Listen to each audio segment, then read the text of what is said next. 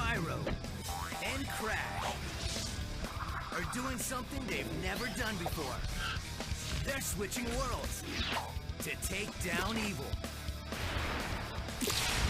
Play as Spyro and let the mighty dragon battle Crash's enemy, the evil Dr. Cortex. Or play as Crash and unleash the Bandicoot on Spyro's nemesis, the devious Ripto. 2 huge games. Spyro Orange, Crash Bandicoot Purple. Rated E for everyone.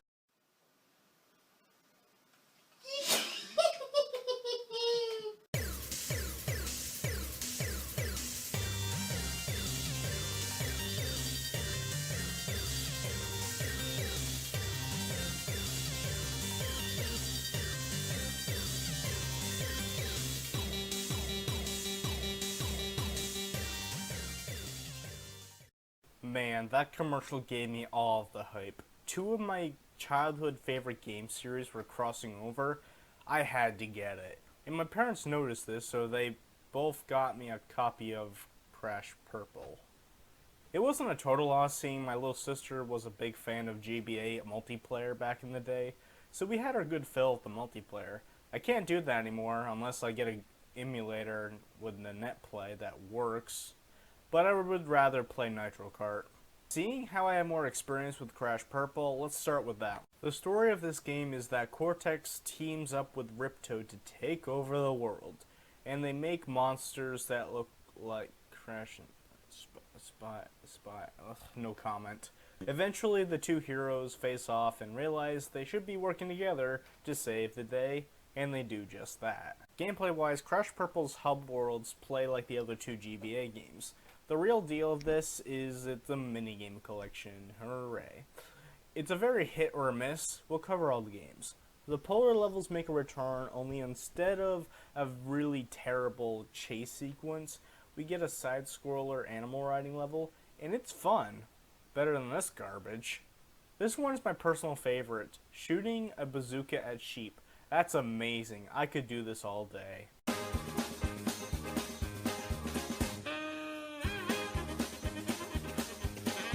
Tanks. It's not as bad, but it is pretty boring. Copter shooter. This is alright when you know what you're doing. Tubing. This is one of the worst games. It controls bad and the tube is always moving forward. You can't get a good grip on the controls here. Pong. It's just as it sounds. Jetpack. It's Flappy Bird, so it was bad from the start. Definitely the worst game in this package. Bat Attack. It's an upgraded version of the Magic Carpet, but much slower. There are bonus stages that you either jump off a cliff and land on boxes or time attack. This is the most of Crash you're gonna get from this Crash game. But even if there's some games I liked, this game should have not been a minigame collection. And even if this is a crossover, it kinda means nothing. It's all plot. You don't get to play as Spyro, you fight him and Ripto, and you go to Spyro's world. This game could have easily been just a Crash game, and nobody would have complained as much. Speaking of boss fights, they're all minigames. Spyro is a bridge fight, Tiny is a tank battle. It's fun. Nina is returning from Twinsanity, and it's a polar chase sequence. Still better than this. Ripto is a Bat Attack boss, and it's my favorite boss in the game. But when you defeat Ripto, you have to collect 20 gems to unlock the final world. And getting gems is like any other Crash game. Break all the boxes, which is easy, so unlocking the final world is easy as spinning a gate. The final boss is Cortex and Ripto. It looks like an epic fight between Crash and Spyro versus Cortex and Ripto. What do we get? Crash flying a spaceship fighting Ripto and Cortex in a robot. Lame. It would have been better if Crash was riding on Spyro, or something. It was like, alright, you 2 are going down. Spaceship! Shoot, they're getting away. Crash. I wish I could fly. Once you're done, the game is over. This game isn't that good, but it's not terrible. So Crash Purple gets a 5 out of 10. Now that Crash is done, let's move on to Spyro. So the plot is the same as Crash Purple, but I have to say this version is lazier. Like, it's missing some cutscenes, and others are shorter than on the Crash Purple. It's like Spyro really doesn't care for this crossover. Even the music is boring in comparison. Let's compare the tracks.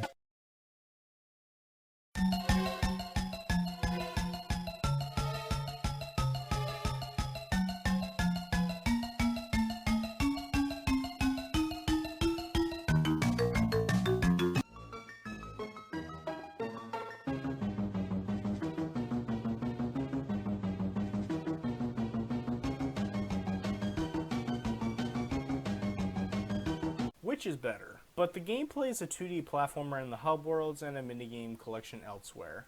In the hub world, Spyro can only jump and spit fire, but unlike Crash, Spyro actually unlocks new abilities like the double jump and the hover. But a problem with the hub world alone is that when Spyro jumps forward, he keeps going forward, even you don't want him to. Okay, let's see what the minigames.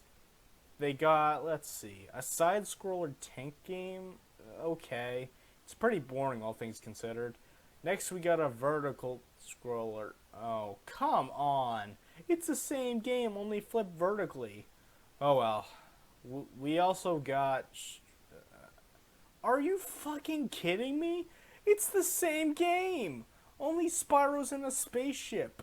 How can this game have 3 games that are the exact same thing, except one of them is flipped and the other's in a tank? It's the same game, and they all suck. They either got the same games from Crash Purple, or it's just so simple to what's the point? And what's with this Jeep? How does a Jeep connect to Spyro? The only games is some of the bosses. Crash is the same fight. Crushing Gulp is the best fight in the game, and it's actually pretty fun. So let's just take this time to... Oh, fuck it, let's keep going. Nina is meh, and Cortex is okay. But once he's defeated, to unlock the final world, you have to beat every level 3 times, each time getting more difficult. Which is bullshit! You don't do that shit in Purple! You just get 20 gems, what a Crash game would do.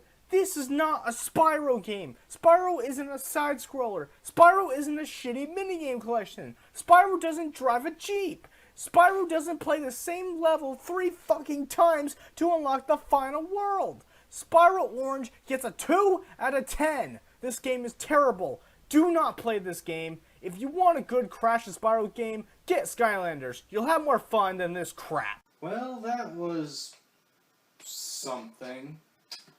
Man, Spyro's not on a good track record. But whatever, we gotta continue the Crash Marathon so we can do some other stuff. Next time we meet, we're gonna look at Crash's final racing game. And I'm not talking about the mobile games at all, so don't even bother. Is Crash Tag Team Racing. Until then, I'm Noah the Bandicoot. Thank you all for watching, and goodbye.